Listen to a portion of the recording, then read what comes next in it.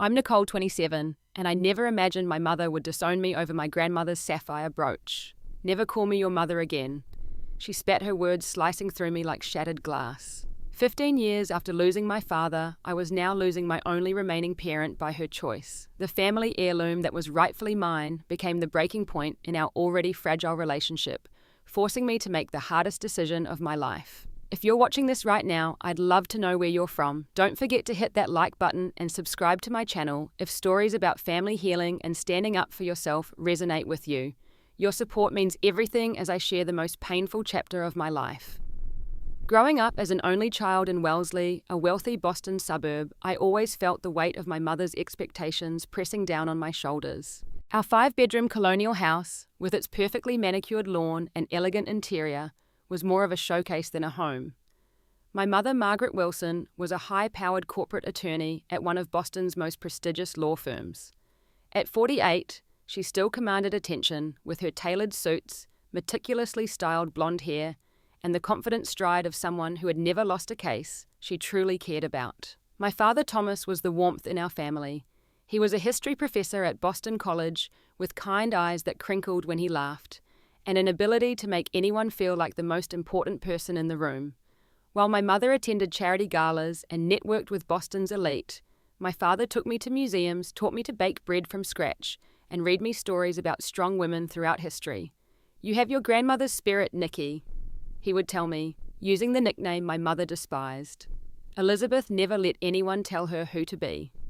My grandmother Elizabeth had been a nurse in World War II, a rebel for her time, who married for love rather than status. The sapphire brooch had been a gift from my grandfather upon their engagement, a family heirloom passed down through generations. The teardrop-shaped sapphire surrounded by tiny diamonds wasn't just beautiful, it represented a legacy of love and courage. When I was 12, my grandmother was diagnosed with cancer.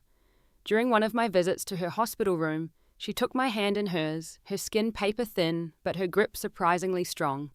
"Nicole," she said, pressing the brooch into my palm, "this will be yours someday. Wear it when you need courage. Remember that true worth isn't in what you own or what title you hold, but in how you love." My mother had been standing in the doorway and cleared her throat. "Mother, don't be morbid. You'll be wearing that brooch for years to come." But 3 weeks later, grandmother Elizabeth was gone. The brooch went back into my mother's jewelry box with the understanding that it would come to me when the time was right. The tenuous balance in our family shattered when my father died of a sudden heart attack when I was 15. One moment he was helping me with homework, the next he was clutching his chest, gasping for breath on our kitchen floor. By the time the ambulance arrived, he was gone. My mother's grief manifested as increased control. She threw herself into her work and expected me to do the same with school. Any grade below an A was met with disappointment. Any friend she deemed unsuitable was discouraged.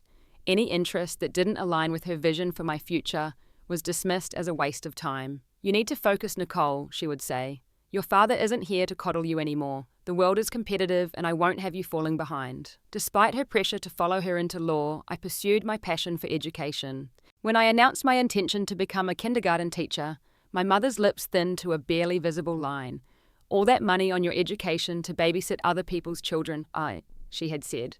"Your father would be disappointed." But I knew that wasn't true. My father had always encouraged me to follow my heart.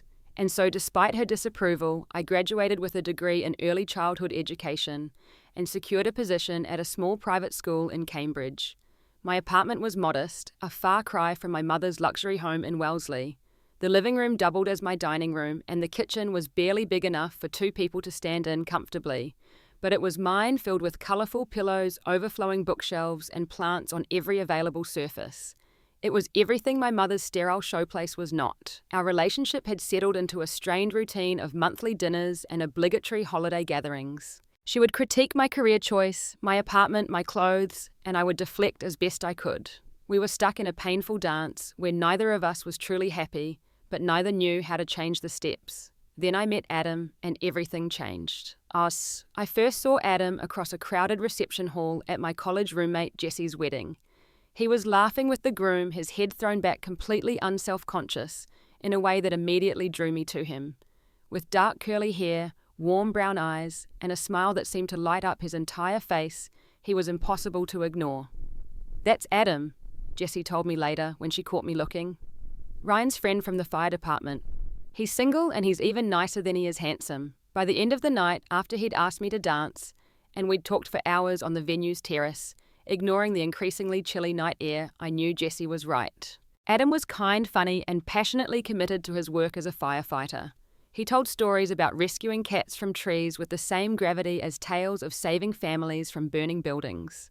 He listened when I talked about my kindergartners with genuine interest, asking thoughtful questions about my teaching philosophy. When he asked for my number at the end of the night, there wasn't a moment's hesitation. Our relationship developed quickly after that. Within a month, we were seeing each other every weekend. By 3 months, we had keys to each other's apartments. At 6 months, we were using the word love freely and often. Adam came from a tight-knit middle-class family in Dorchester. His father was a plumber, his mother a nurse at a community hospital. His 3 younger siblings, 2 brothers and a sister, were loud, affectionate, and immediately welcoming. Sunday dinners at the Sullivan household were chaotic affairs, with everyone talking over each other, passing dishes and laughing at inside jokes. The first time Adam brought me home, his mother hugged me like I was already part of the family. "Any girl who makes our Adam smile like that is welcome here any time," she had said, patting my cheek with a warm hand. Meeting my mother was a stark contrast. I had put it off for 3 months, knowing it wouldn't go well. When I finally invited Adam to one of our monthly dinners, my mother greeted him with a cool handshake and assessing eyes. "A firefighter," she said, her tone making the words sound like something distasteful. "How heroic." Adam, to his credit, remained unfailingly polite throughout the excruciating meal. He answered her probing questions about his education, community college, his salary modest, and his future plans continuing as a firefighter, perhaps moving into fire investigation someday, with grace and honesty. He even complimented her on her home and asked thoughtful questions about her law practice. But I could see it wasn't enough. To my mother, Adam would never be enough. "He seems nice," she said after he left, in the same tone she might use to describe a well-behaved dog. "But surely this isn't serious, Nicole. You have so much potential. You could be with someone who would elevate your position, not someone who would drag you down to theirs." "I love him, Mum," I had said simply. "And he makes me happy. That should be enough for you." It wasn't, of course. Over the next year and a half, my mother made her disapproval known in 100 small ways. She would forget to set a place for Adam at family gatherings. She would talk about the sons of her colleagues, the doctor, the investment banker, the budding politician within his hearing. She would reminisce about my ex-boyfriend from college, who was now in law school, pointedly mentioning his recent internship at a prestigious firm. Adam weathered it all with remarkable patience. "She loves you," he would say. "She wants what's best for you. She just doesn't understand that what's best for you might not be what she would choose." When Adam proposed after 18 months together, I didn't hesitate. We were at the beach where we'd had our 3rd date, a simple picnic that had turned into hours of conversation as the sun set over the water. He got down on one knee in the same spot, pulling out a ring that I knew had stretched his budget, but was exactly my taste, a simple solitaire diamond in a vintage setting. "I know I'm not the kind of man your mother wanted for you," he said, his voice steady but vulnerable, "but I promise to love you, support your dreams, and build a life with you that's filled with joy. Nicole Wilson, will you marry me?" "Yes," I had said through happy tears. 1,000 times yes. My mother's reaction to our engagement was predictably cold. When I called to tell her, there was a long pause before she responded. "I see," she finally said. "Well, I suppose congratulations are in order. Have you set a date? No excitement, no happiness for her only daughter finding love. Just resignation and immediate questions about logistics." The engagement party was even worse. My mother insisted on hosting it at her country club, despite my protests that it would make Adam's family uncomfortable. She invited her colleagues, her friends, her social circle people, who had little connection to me and none to Adam. The Sullivan family arrived dressed in their Sunday best, clearly intimidated by the opulent surroundings and struggling to make conversation with my mother's friends. The breaking point came during the toasts. My mother stood champagne flute in hand and gave a speech that on the surface sounded congratulatory but was laced with barbs. "To Nicole and Adam," she said, smiling tightly. "May this union bring Nicole all the happiness she deserves, even if it's not the path I would have chosen for her. Sometimes we must accept that our children will make their own choices regardless of our guidance or wisdom." Adam's mother, sensing my distress, immediately followed with a warm, genuine toast about love and family that salvaged the moment. But the damage was done. Half the guests looked uncomfortable, and Adam's younger sister was openly glaring at my mother. That night back at our apartment, we had moved in together 2 months earlier, I broke down crying. "I'm so sorry," I sobbed into Adam's shoulder. "She was horrible. I don't know why she can't just be happy for us." Adam held me, stroking my hair. "Your mom is afraid," he said softly. "She's afraid of losing you, afraid of change, afraid that you choosing me means rejecting her and her values. It doesn't excuse her behavior, but maybe it explains it." Einstein. Even after being publicly humiliated, he was trying to understand my mother's perspective. It only made me love him more. "We don't need her approval to be happy at," he continued. "We just need each other and the family we'll build together." Little did I know that the worst was yet to come, and that the family heirloom promised to me years ago would be the catalyst for the final break.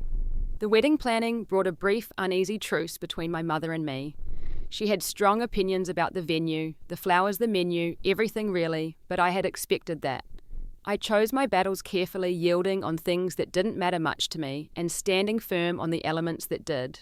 Adam and I wanted a meaningful ceremony, followed by a celebration that reflected us as a couple, warm, unpretentious, and joyful. We were discussing traditions over dinner at our apartment when the topic of something old came up. "I was thinking I'd wear Grandma Elizabeth's sapphire brooch," I said. "It would be perfect with my dress, and she always said it would be mine someday." Adam smiled. "I remember you telling me about that. It sounds beautiful, and it would be a wonderful way to have your grandmother with you on our day." That weekend, during our regular Sunday brunch at my mother's house, I brought up the brooch. "Mum, I'd like to wear Grandma's sapphire brooch as my something old for the wedding," I said, trying to keep my tone casual. "Could we look through your jewelry box and find it?" My mother's fork paused halfway to her mouth, then continued as if there had been no interruption. "I don't think that's a good idea, Nicole. That brooch is an extremely valuable piece that has been in our family for generations. Wedding days are chaotic. Something could happen to it." "I'll be careful with it," I promised. "It means a lot to me to have that connection to Grandma. She wanted me to have it." Someday perhaps," my mother said dismissively. "But not for the wedding. I have a lovely pearl brooch you could borrow instead. It would complement your dress beautifully." I felt a flicker of unease. My mother had never been particularly sentimental about family heirlooms, but her reaction seemed stronger than the situation warranted. Grandma specifically told me the sapphire brooch would be mine. She put it in my hand in the hospital and said so. "You were a child," my mother replied, her voice taking on the edge it got when she felt challenged. "You misunderstood. Mother was heavily medicated at that point. Besides, all of her jewelry legally passed to me when she died." The conversation ended there, but my discomfort lingered. Over the next few weeks, as wedding plans progressed, I tried bringing up the brooch again, each time meeting with increasingly firm refusals. Then, during a visit to help my mother organise some old family photos for a wedding slideshow, I made a disturbing discovery.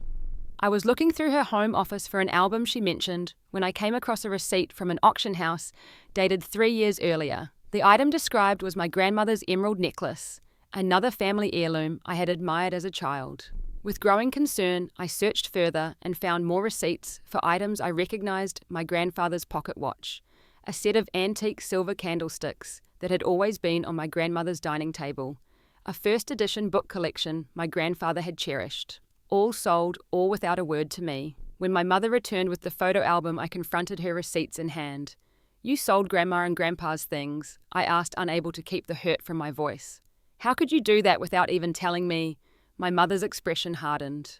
"Those items were mine to do with as I pleased, Nicole. I needed to liquidate some assets for investments a few years ago. It was a practical decision. But they were family heirlooms. They had sentimental value. Sentimentality doesn't pay for retirement," she said coldly. "And frankly, your attachment to these objects is concerning. They're just things, Nicole." "If they're just things, then why won't you let me have the brooch?" I challenged. "Or is it only just things when it suits your argument?" "That's enough," my mother snapped. "This conversation is over. The brooch remains with me for safekeeping. End of discussion." I left her house that day with a heavy heart and growing suspicion. If she had sold so many family heirlooms already, what were her plans for the sapphire brooch? Was she going to sell that too, despite knowing how much it meant to me? When I shared my concerns with Adam that night, he suggested I look into the legal aspects. "If your grandmother specifically wanted you to have the brooch, there might be something in writing, he said. "Maybe in her will or other documents. The next day, I called my Aunt Diane, my mother's younger sister, who lived in Vermont. We weren't close. My mother had kept her side of the family at a distance after my father died, but she had always been kind to me on the rare occasions we met. Aunt Diane, do you know anything about Grandma's will? I asked after explaining the situation. Did she leave the sapphire brooch to me specifically? There was a pause on the line. Yes, Nicole, she did, Diane finally said.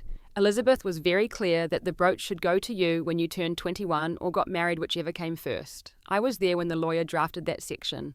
Margaret was there too. My stomach dropped. So my mother has known all along that the brooch legally belongs to me. I'm afraid so, Diane confirmed. I assumed she had given it to you years ago. You're 27 now, and it should have been yours at 21. After hanging up, I sat in stunned silence. My mother had been keeping the brooch from me for 6 years, knowing it was rightfully mine. The betrayal cut deep. My next call was to my friend Lisa, who had recently passed the bar exam. She listened carefully to my story and offered her professional opinion. If the brooch was specifically bequeathed to you in your grandmother's will, it legally belongs to you, she explained. Your mother had a fiduciary duty to transfer ownership to you when you turned 21. You have a solid legal claim, Nicole. What should I do? I asked. First, try talking to your mother again. Be clear about what you know and what you want. If that doesn't work, you may need to take legal action, but let's hope it doesn't come to that. Armed with this information, I decided to make one more attempt to resolve the issue peacefully. I called my mother and asked to have dinner at her house to discuss something important. She agreed, though her tone suggested she was already on guard. I had no idea that evening would be the last time I would speak to my mother as her daughter. I arrived at my mother's house on a crisp autumn evening, my heart pounding with a mixture of determination and dread. The familiar colonial with its perfectly symmetrical windows and immaculate landscaping had never felt less like home. I parked my car in the circular driveway, took a deep breath, and walked up to the front door with as much confidence as I could muster. My mother answered wearing a tailored grey dress, pearls at her throat, hair perfectly styled despite it being a weeknight at home. Her appearance was as controlled as ever, not a strand out of place. She greeted me with a light kiss on the cheek that barely made contact. Nicole, come in. I've made salmon for dinner. The formality in her voice matched the formal dining room she led me to. The table was set for two, with the good china and crystal glasses, the kind of setting she reserved for impressing colleagues, not for casual family dinners. A bottle of expensive white wine was already open and breathing. This looks lovely, Mom, I said, taking my seat. Thank you for making the time. Of course, she replied, serving the food with practiced precision.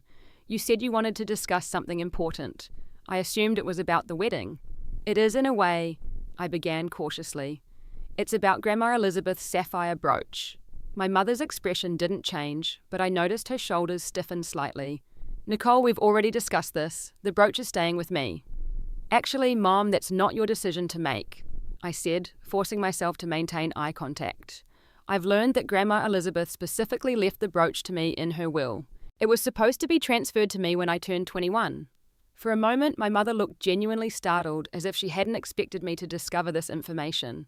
Then her features rearranged themselves into a familiar mask of authority.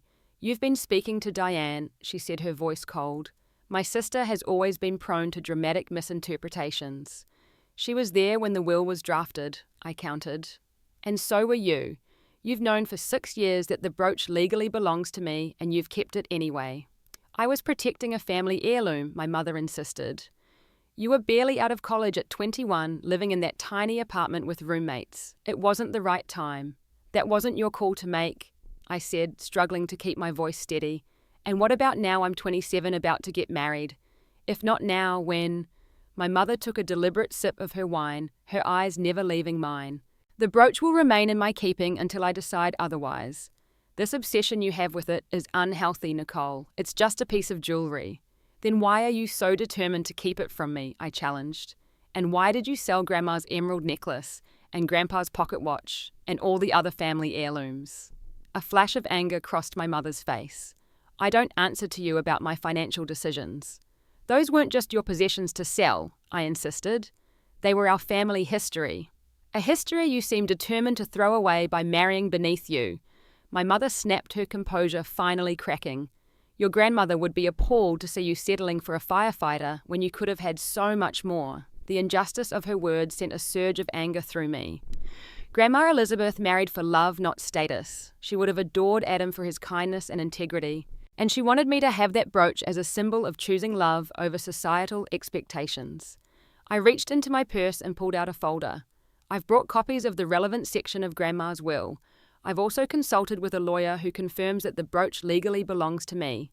My mother's face flushed with anger as I slid the papers across the table. You went to a lawyer behind my back. I didn't want to, I said honestly, but you left me no choice. All I want is what Grandma intended me to have.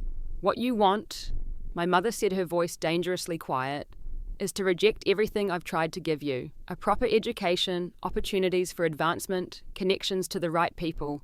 Instead, you choose to teach kindergarten for a pittance and marry a man who risks his life daily for strangers. Mom, this isn't about my career or Adam. This is about Grandma's brooch. It's about much more than that, she countered, rising from her chair. It's about your consistent pattern of disappointing choices, Nicole. Your father would be ashamed. The mention of my father hit me like a physical blow. Don't you dare bring Dad into this. He supported my dreams. He would have loved Adam, and he would have respected Grandma's wishes about the brooch. You don't know what Thomas would have wanted, my mother hissed. He's been dead for 12 years. I'm the one who's been here trying to guide you toward a respectable life. A life that would make you look good, I corrected, rising to face her. That's all you've ever cared about, how things appear to others. Not my happiness, not what I want. And what do you want, Nicole, to throw away your potential, to live a mediocre life with a man who will never be able to provide the quality of life you deserve, to obsess over a piece of jewelry as if it will somehow fix everything that's wrong with your choices? I want to be respected as an adult who can make her own decisions, I said, my voice rising despite my efforts to stay calm. I want the brooch that legally belongs to me, and I want a mother who can be happy for me even when my choices aren't the ones she would make. My mother's laugh was brittle, almost cruel. Well, we don't always get what we want, do we? The brooch stays with me, and if you pursue this legally, I'll contest your father's will too. Did you know there are provisions about your trust fund that give me discretion until you're 30? Are you prepared to lose that as well? I stared at her in disbelief. You would threaten my inheritance over a brooch, over me marrying the man I love. I would do whatever necessary to prevent you from making irreparable mistakes, she replied coldly.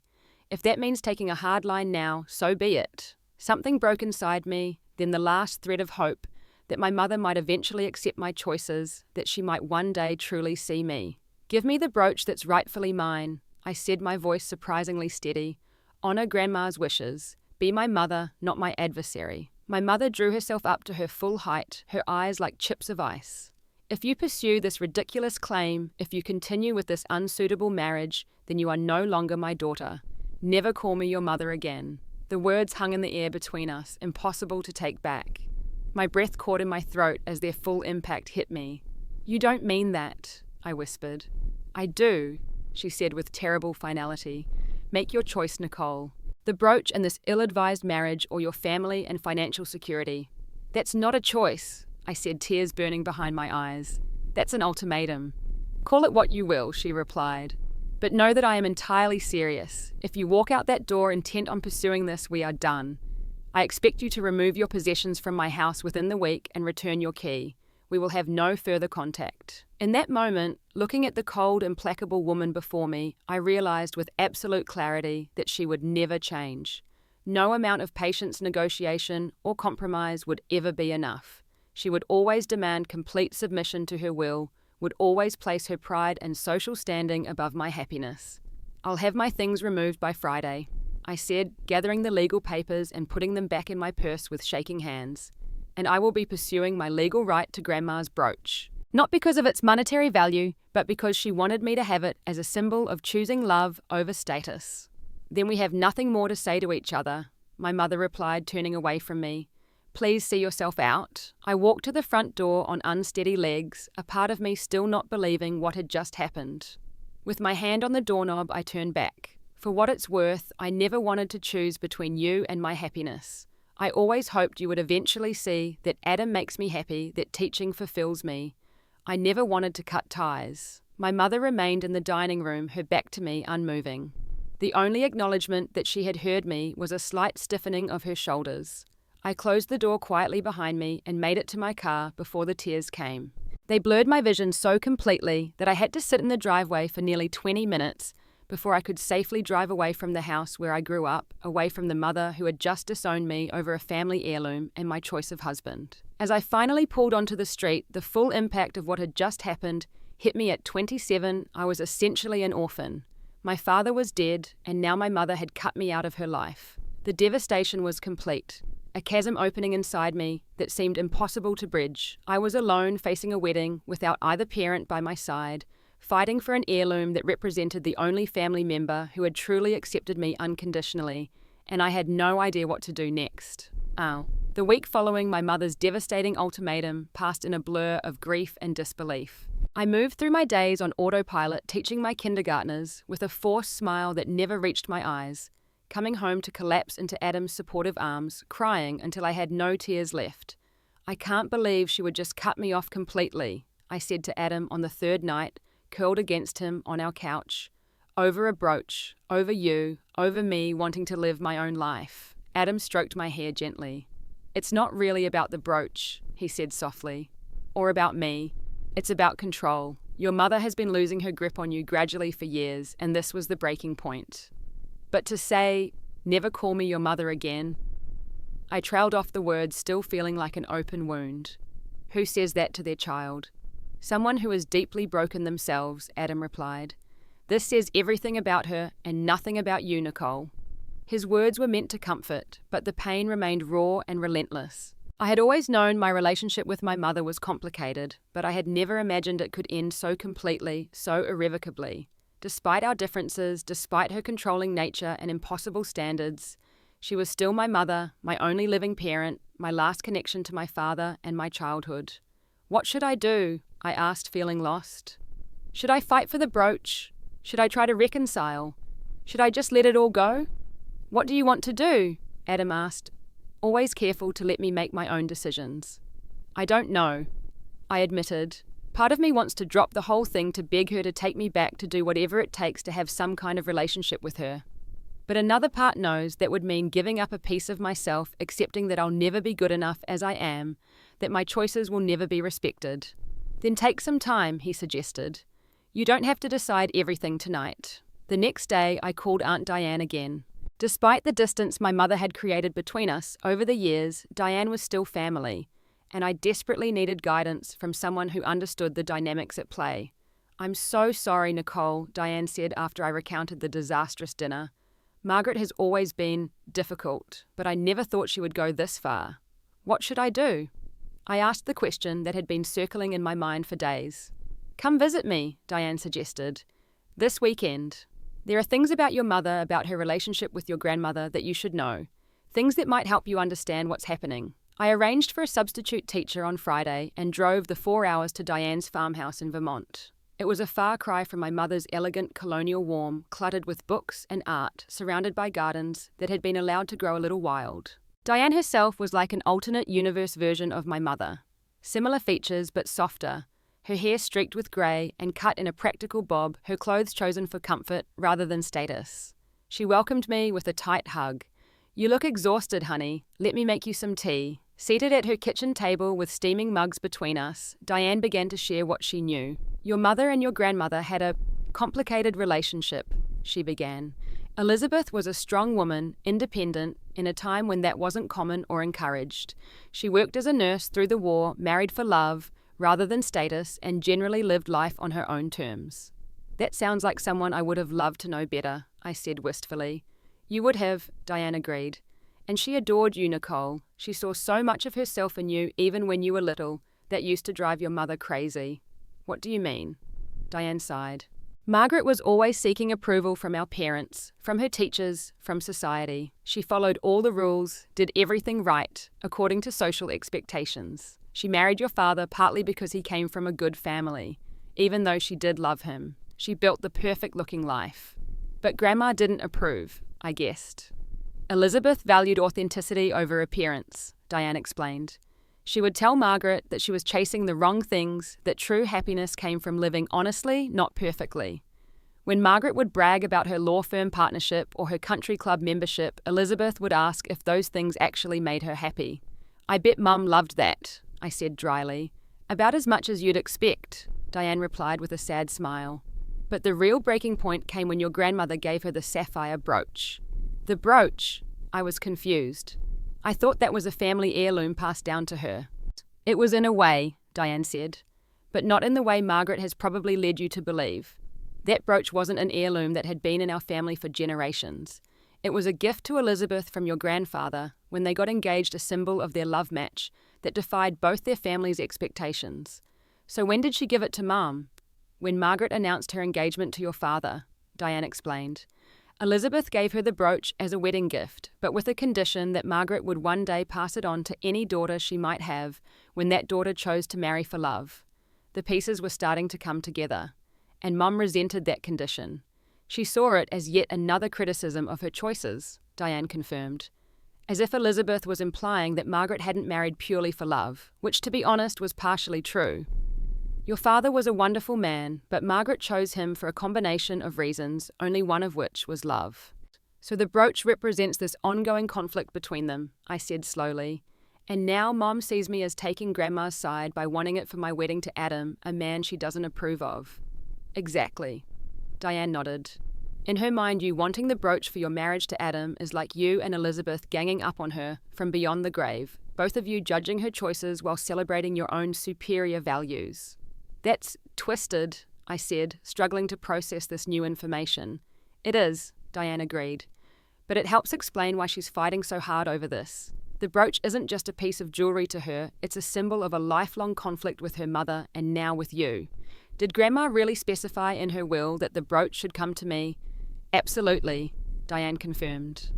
"Elizabeth knew Margaret might try to withhold it, especially if you chose a path Margaret didn't approve of. She was very clear that the brooch should go to you when you turned 21, or got married, whichever came first. And legally, it's unquestionably yours," Diane said firmly. "But be prepared, pursuing this legally will permanently damage your relationship with your mother. Not that she hasn't already done that herself with her ultimatum." I sat back, feeling both clarity and sorrow. I never knew any of this. Mum always painted Grandma as a somewhat eccentric but conventional society woman. I had no idea she was this rebellious spirit who valued authenticity over appearances. "Margaret has been rewriting family history for years," Diane said gently, "creating a narrative that justifies her own choices and values. But Nicole, there's something else you should know." She rose and went to a desk in the corner of the kitchen, returning with a small wooden box.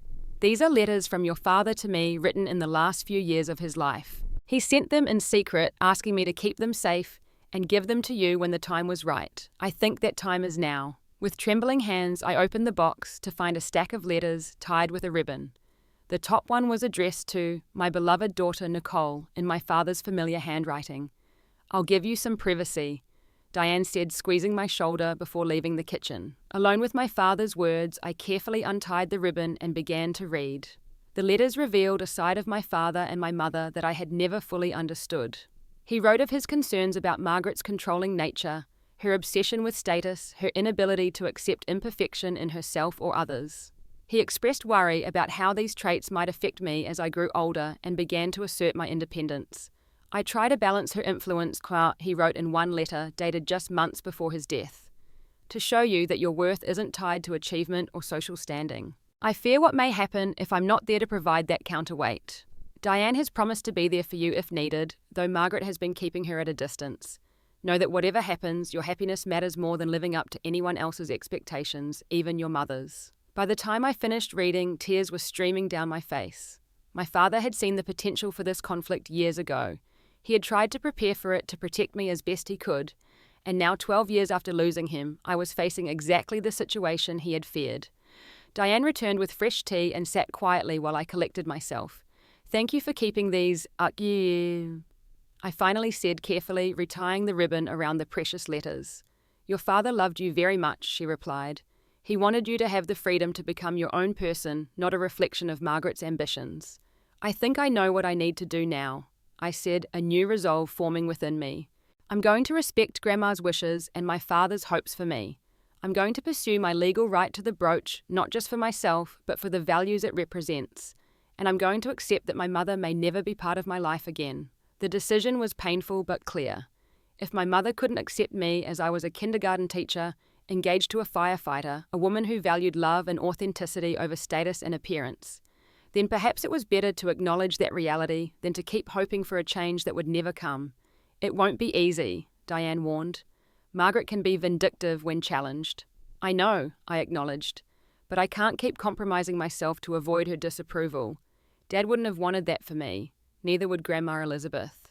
That weekend marked a turning point. I returned to Boston with a clearer understanding of the family dynamics that had shaped my relationship with my mother and a firmer resolve about how to move forward. I would respect my mother's decision to cut ties, painful as it was.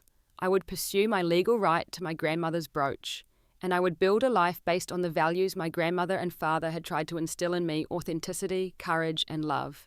What I didn't expect was how quickly things would escalate, or how many surprises lay ahead on this new path I had chosen. Upon returning from Vermont, I took decisive action. With Lisa's help, I filed a legal claim for the sapphire brooch, officially notifying my mother through proper channels rather than attempting further direct communication. The papers were delivered to her home the following Tuesday, formally requesting the transfer of the brooch to me, as specified in my grandmother's will. My mother's response was swift and exactly as Diane had predicted, vindictive. She immediately filed a countersuit challenging not only my claim to the brooch, but also attempting to contest portions of my father's will that had established a trust fund for me. As she had threatened, she invoked clauses giving her discretion over the trust until I turned 30, arguing that my pattern of poor judgment justified withholding the funds. What neither of us had anticipated was the interest our legal battle would generate in our community. Wellesley was a small, affluent town where everyone knew everyone else's business, and the spectacle of Margaret Wilson, respected attorney and pillar of society, in a legal battle with her own daughter was too juicy to ignore. The local newspaper ran a small piece about the dispute, framing it as a family feud over valuable heirlooms. My mother's colleagues at the law firm began asking questions. The members of her country club whispered behind her back. For a woman obsessed with appearances, it was a nightmare scenario. Through it all, I found unexpected sources of support. My principal at school assured me my job was secure despite the personal drama. My students' parents, many of whom knew my mother by reputation, offered words of encouragement. Adam's family embraced me even more warmly, making it clear that I would always have a place at their table. Most surprising was the outreach from people I barely knew, former classmates of my father's old neighbours, even some of my mother's acquaintances, expressing support and sharing their own stories of difficult family relationships. It seemed my mother's cold perfectionism had not won her as many true friends as she believed. One Thursday afternoon, about 3 weeks after filing the legal claim, I received a call from an unfamiliar number. "Is this Nicole Wilson?" a man's voice asked when I answered. "Yes, this is Nicole. My name is Michael Reynolds. I was your father's best friend in college and a colleague in the history department at Boston College. I vaguely remembered him from my father's funeral, a tall man with kind eyes who had spoken movingly about their friendship. Of course, Dr. Reynolds. How can I help you?" "Actually, I'm hoping to help you," he replied. "I've heard about the situation with your mother and the family heirloom.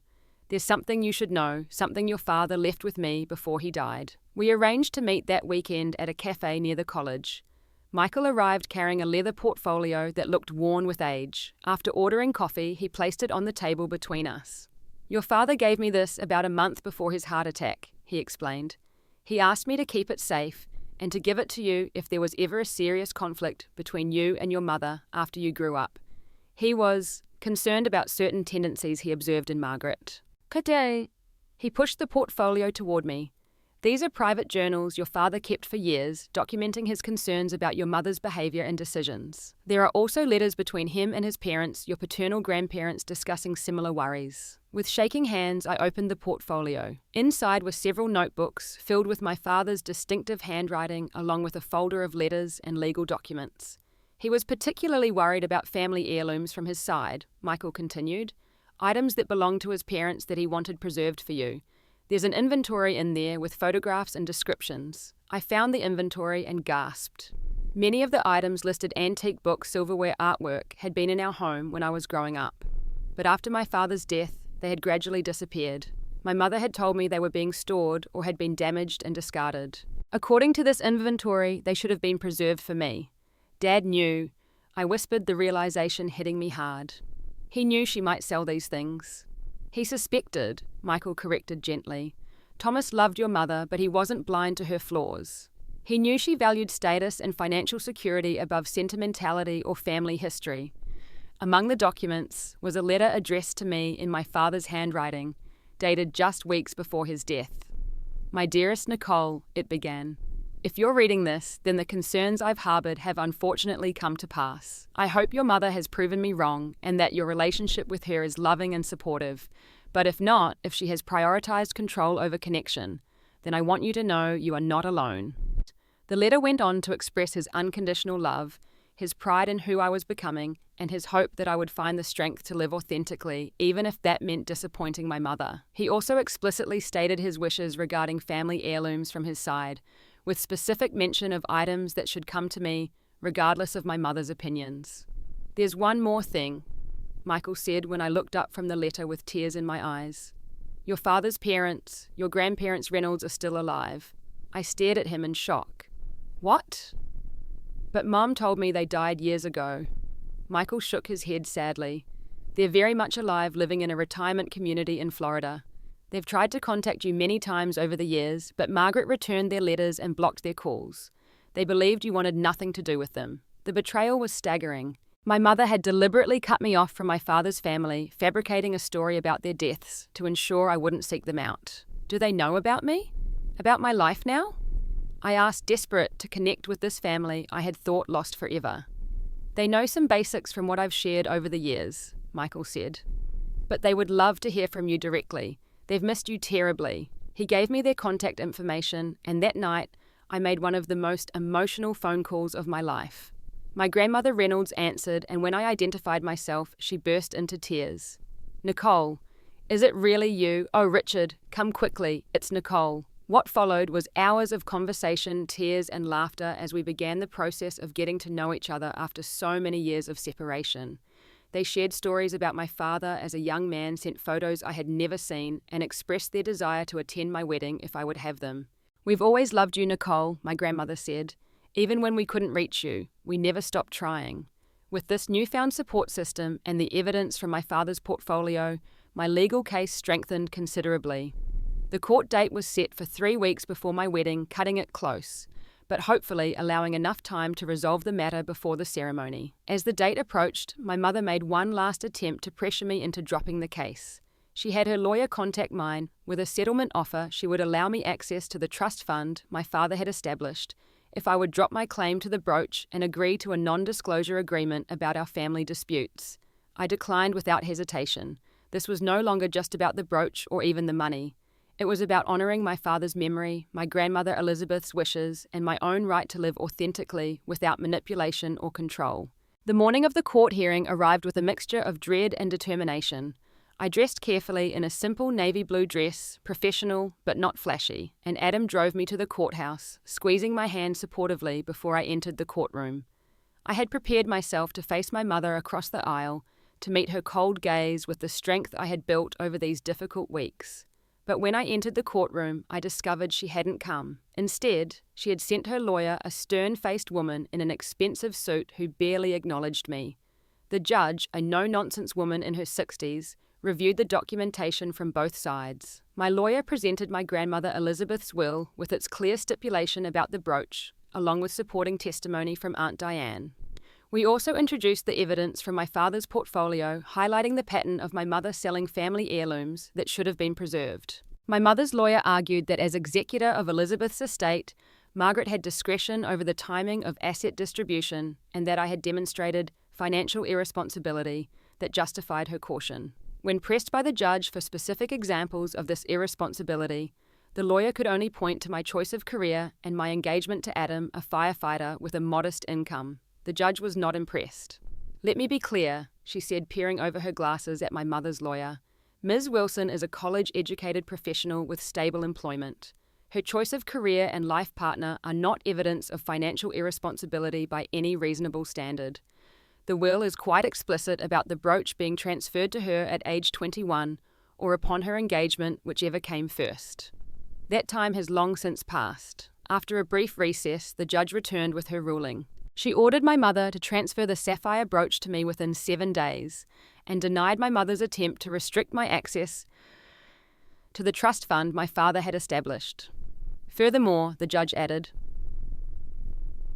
the court is concerned about the pattern of behaviour demonstrated by Margaret Wilson regarding family heirlooms. An independent inventory will be conducted of remaining items from both the Elizabeth Miller and Thomas Reynolds estates to ensure proper preservation of assets intended for Nicole Wilson. It was a complete victory, yet as I left the courtroom, I felt hollow. Yes, I would get the brooch that meant so much to me. Yes, my financial security was protected. But I had lost my mother in the process. The empty seat where she should have been during the hearing spoke volumes about her priorities and her feelings toward me. That evening, I sat alone in my apartment while Adam gave me space to process. I wrote a letter to my mother, not a legal document, but a personal one. I expressed my sadness at how things had unfolded, my wish that she could have accepted me and my choices, and my openness to reconciliation if she ever changed her perspective. I acknowledged that this was unlikely, but wanted her to know the door wasn't completely closed on my end. I mailed the letter the next day, not expecting a response, but needing the closure of having expressed my feelings one last time. 7 days later, a courier delivered a small package to my apartment. Inside was the sapphire brooch wrapped in tissue paper, with no note or acknowledgement from my mother. Just the bare minimum compliance with the court order. I held the brooch in my palm, the teardrop sapphire surrounded by tiny diamonds catching the light, just as I remembered from childhood. It was beautiful, yes, but now weighted with so much conflict and pain. I wondered if it would ever simply be a cherished heirloom again, or if it would always carry the shadow of this bitter fight. With the brooch finally in my possession and the wedding just 2 weeks away, I hoped the worst was behind me. I was wrong. The final twist in this painful journey was still to come. My wedding day dawned clear and bright, one of those perfect New England autumn days, with crisp air and a brilliant blue sky that seemed designed specifically for outdoor ceremonies. Adam and I had chosen a small historic inn with garden grounds for our venue, wanting something intimate and meaningful rather than grand or showy. I had accepted that my mother wouldn't be there. In her place, I had asked Aunt Diane to help with traditional mother-of-the-bride duties. She had flown in from Vermont 3 days earlier and had been a calming presence during the final preparations. My newly discovered grandparents Reynolds had arrived from Florida, bringing with them family photos and stories that helped me feel connected to my father's memory. As Diane helped me into my dress, a simple A-line gown with delicate lace, detailing I felt a bittersweet mixture of joy and sadness. Your father would be so proud of you today, Diane said carefully, arranging my hair. And Elizabeth too. Thank you, I replied, blinking back tears that threatened to ruin my makeup. I just wish. I know, she said gently, but you're surrounded by people who love you for exactly who you are. Focus on that today. Once I was dressed, Diane carefully pinned my grandmother Elizabeth's sapphire brooch to my bouquet wrap, a something blue, that carried more significance than anyone outside our family could possibly understand. Perfect, she said, stepping back to assess the overall effect. Absolutely beautiful. There was a knock at the door and my friend Jessica poked her head in. 5 minutes until the ceremony starts, she announced. And Nicole, there's a delivery for you at the front desk. A delivery now, I was puzzled. All the wedding items had arrived days ago. The innkeeper said it was delivered by courier about 10 minutes ago, Jessica explained, marked urgent and specifically for delivery before the ceremony. Curious and slightly concerned, I nodded. Bring it up, please. Jessica returned moments later with a small, elegantly wrapped package. There was no card attached, no indication of who had sent it. Should I open it? I asked Diane, suddenly nervous. I'll open it, she offered carefully, removing the wrapping paper to reveal a velvet jewellery box.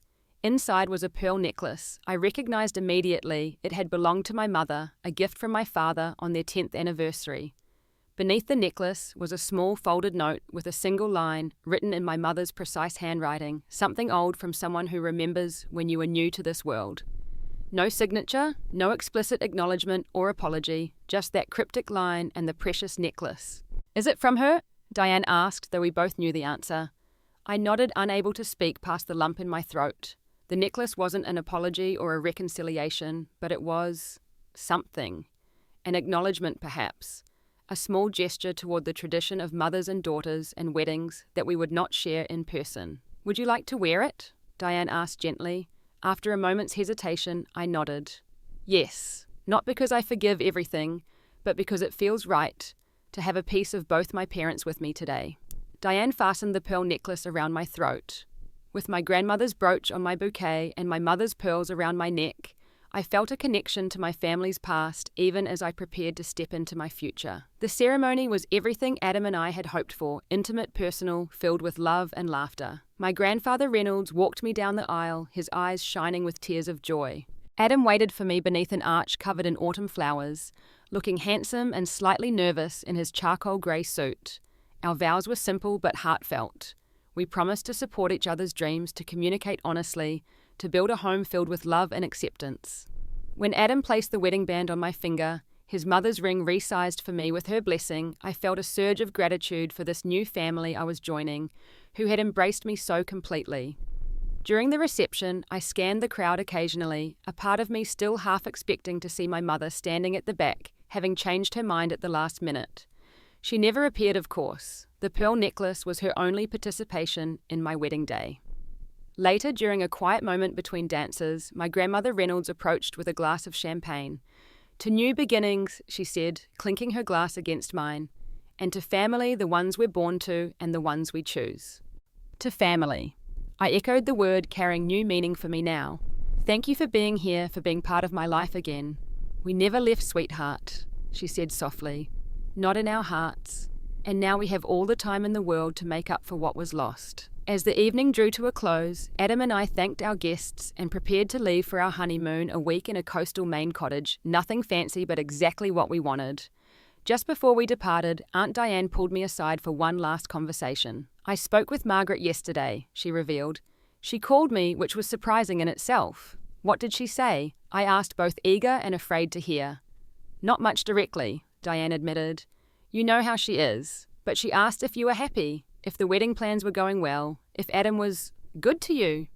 And what did you tell her? Oh, the truth, Diane replied simply, that you are radiant with happiness, that Adam adores you and treats you with profound respect, that the wedding would be beautiful even without her presence. I absorbed this information silently.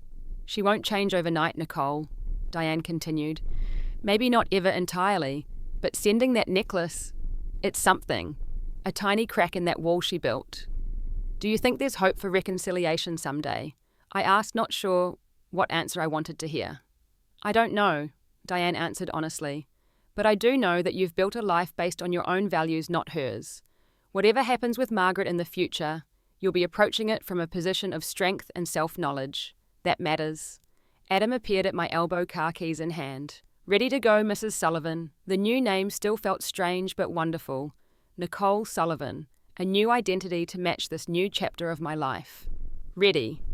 I confirmed, giving Diane one last hug before taking my husband's hand. As we drove away from the inn, rice and flower petals still clinging to our clothes, I twisted my new wedding ring thoughtfully. Penny for your thoughts, Adam asked, glancing over at me. Just thinking about family, I replied. About endings and beginnings. About how sometimes the hardest decisions lead to unexpected gifts. He reached across to squeeze my hand. Any regrets? I considered the question seriously. The past months had been painful beyond measure. I had lost my mother, discovered family secrets, been forced to take legal action, and fundamentally redefined my understanding of loyalty and love. Yet I had also found my voice connected with family I thought lost forever, and married a man who loved me for exactly who I was. No, I said finally. No regrets, just hopes for the future we'll build together. 1 year later, as I sat in the nursery of our new small house, gently rocking my newborn daughter, I reflected on how much had changed since that fateful confrontation with my mother.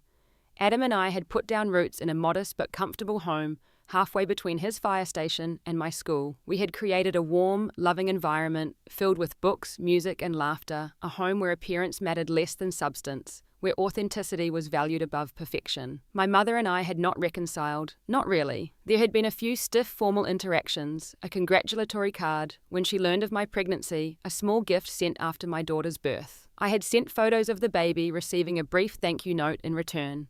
It wasn't the relationship I had once hoped for, but it was something, a tenuous thread that neither of us had quite been willing to sever completely. Looking down at my daughter's sleeping face, I made a silent promise. She would grow up knowing she was loved unconditionally. Her worth would never be tied to her achievements or her ability to maintain appearances. She would understand that family meant acceptance, not control, support, not manipulation. Around her tiny wrist, I had tied a delicate ribbon from which hung my grandmother Elizabeth's sapphire brooch, not for her to wear, just for the blessing of connection to a strong woman she would never meet, but whose values would shape her upbringing. "Your great-grandmother wanted me to have this," I whispered to my sleeping daughter, "to remind me to choose love over expectations, authenticity over appearance. And now I share it with you, not as a piece of jewelry, but as a promise that you will always be accepted for exactly who you are." In choosing to stand up for myself and refusing to be defined by my mother's narrow expectations, I had broken a generational pattern of conditional love. It had cost me dearly the mother-daughter relationship I had always craved despite its flaws, but it had given me something precious in return, the freedom to create a new kind of family, one built on acceptance and support, rather than control and criticism. Sometimes the bravest thing we can do is to walk away from toxic relationships, even when they're with the people who should love us most. Sometimes cutting ties is not an ending, but a beginning, the first step toward healing and toward creating something healthier for the next generation. As I placed my sleeping daughter in her crib, I tucked these thoughts away like treasures. The road ahead would have its own challenges, its own heartaches and joys, but I would face them on my own terms with the support of the family I had both found and created, a family bound not by obligation or appearance, but by genuine love and acceptance. Have you ever had to make the difficult decision to distance yourself from a toxic family relationship? I'd love to hear your stories in the comments below. Your experiences might help someone else who's struggling with similar choices.